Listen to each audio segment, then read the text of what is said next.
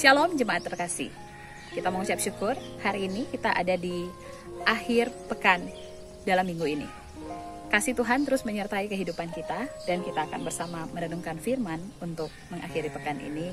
Mari kita berdoa. Terpujilah Engkau Tuhan yang telah menolong dan memberkati kami dalam beraktivitas sepanjang minggu ini. Dan saat ini kami akan belajar firman-Mu. Biarlah firman-Mu meneguhkan kami. Dalam nama Tuhan Yesus kami berdoa. Amin. Saya akan membacakan satu bagian firman Tuhan bagi kita pada saat ini di dalam kitab Filipi pasal 1 ayatnya yang ke-21. Karena bagiku hidup adalah Kristus dan mati adalah keuntungan. Hari-hari ini kita merenungkan bahwa ada begitu banyak situasi dan keadaan yang membuat kita tidak mampu bertahan.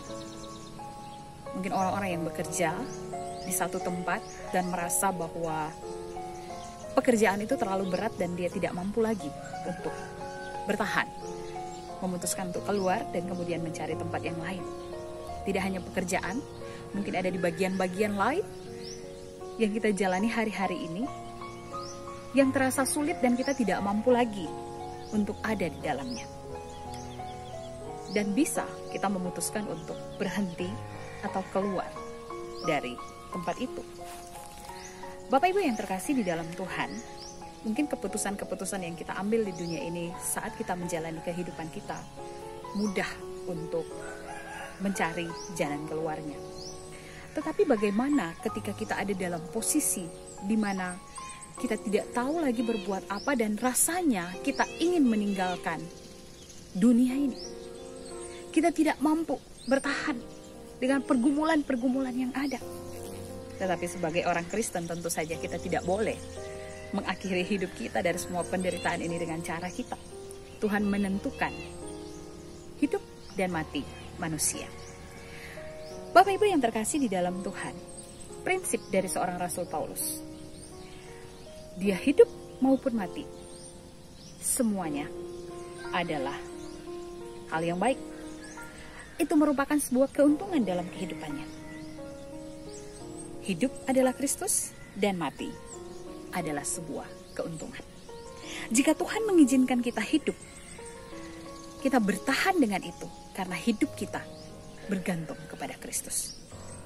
Ketika Tuhan mengizinkan kita mati, itu juga adalah sebuah keuntungan. Sehingga ketika kita menjalani perjalanan kehidupan kita, bertahanlah di tengah-tengah pergumulan yang ada. Hari-hari ini siapa yang tidak mengalami pergumulan? Orang-orang yang memiliki jabatan yang tinggi, bahkan sampai orang-orang rendah sekalipun, semua mengalami pergumulan, masalah kehidupan. Bahkan kita lihat di media sosial, begitu banyak berita-berita tentang kejahatan, begitu banyak berita tentang kematian. Entah karena sakit penyakit, entah karena bencana alam, entah karena mereka sudah tua.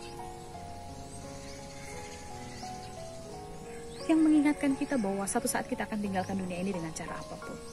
Namun, biarlah kita belajar untuk bertahan dalam segala situasi yang Tuhan izinkan terjadi. Dengan berkata, kalau aku masih hidup, aku hidup karena Kristus. Dan jika aku mati, itu adalah sebuah keuntungan bagiku.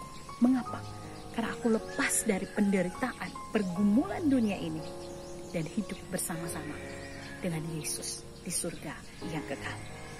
Bertahanlah dalam penderitaan dan pergumulan yang kita alami. Karena Kristus menyertai kita.